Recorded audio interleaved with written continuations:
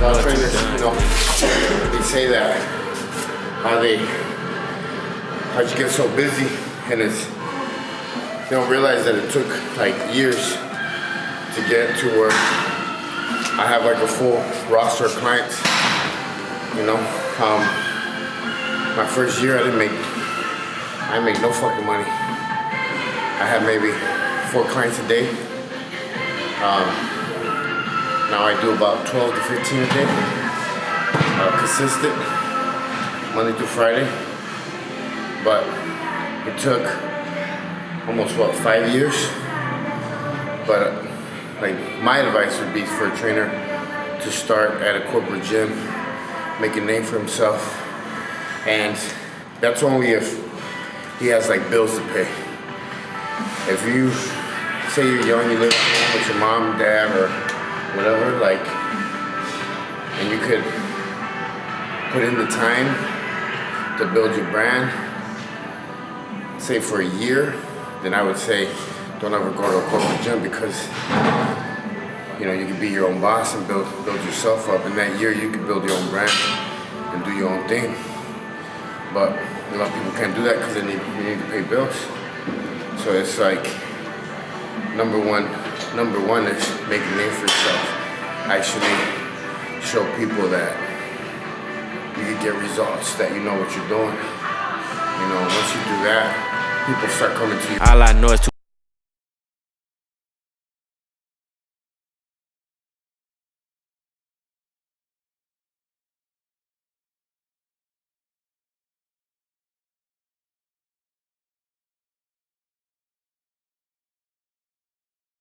Senior citizens, you know what I mean? But strong senior citizens, right? We try. 70 years old. Look at him. Tell me if he even looks remotely close to that fucking age. it should be a fair fun.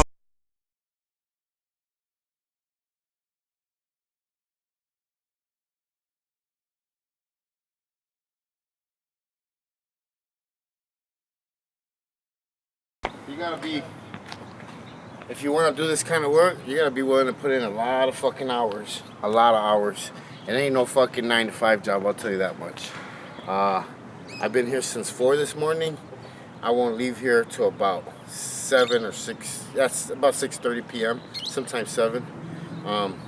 So you gotta really love to do this, or else you know you're gonna hate it. Everybody thinks it's like this Hollywood job where you get to train with all these sexy girls and all this shit. I got a bunch of fucking old dudes that I train with. Hey, you know what I mean? So it's like, who wants to work out with me?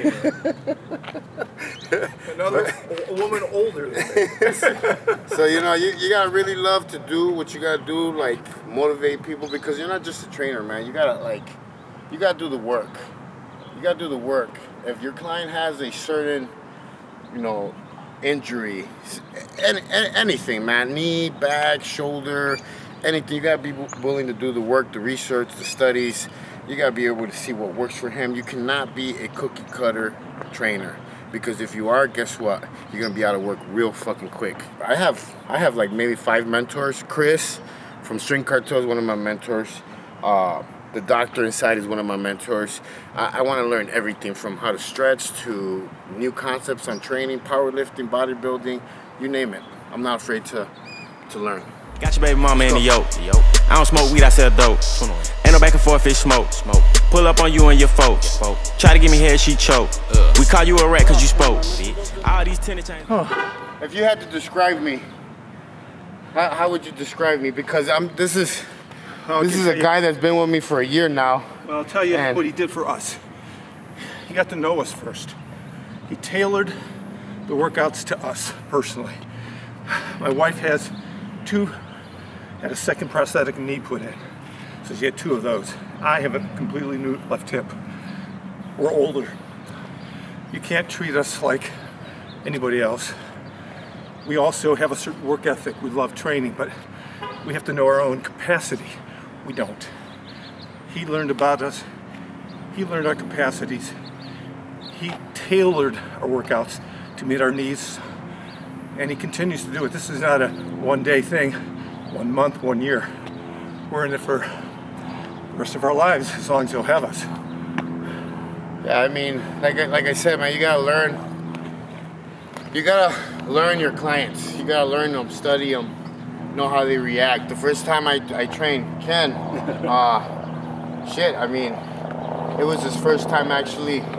Would you say first time doing a lot of body weight stuff like that? So the cardio was a little rusty, you must say, and he went into the kitchen not looking too good, and I had to check my legal paperwork to see if my insurance was up to date, because the last thing you need is a big lawsuit, especially when you're training white people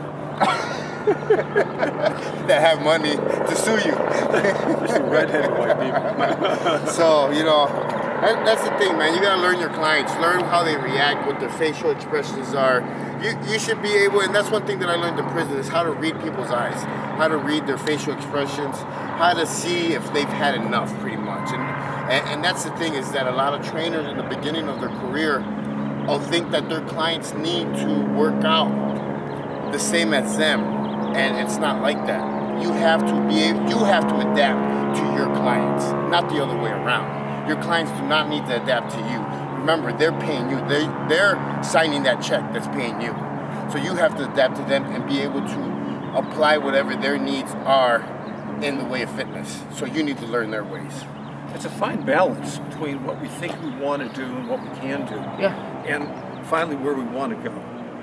And truthfully, it's like being your own lawyer. A man who represents himself as a fool for a lawyer. Same, I think, with training. We can't step back, watch our own eyes, watch our own self, watch the objective criteria that judge how we're doing or we're not doing. And you need someone who studies that and studies us, and you have to rely on it, become very dependent. And more than a year that we've trained together, I'm very dependent on what he does. I would never train without him. We've learned to adapt pretty much from fixing his hip movement to making it stronger to be able to step without having pain. It's still there, but he's gotten better. We've had to adapt to his conditioning for him to be able to jog and move around a little bit more, feeling more secure with him moving that hip around the way it's supposed to. Of course, it's never going to be the same.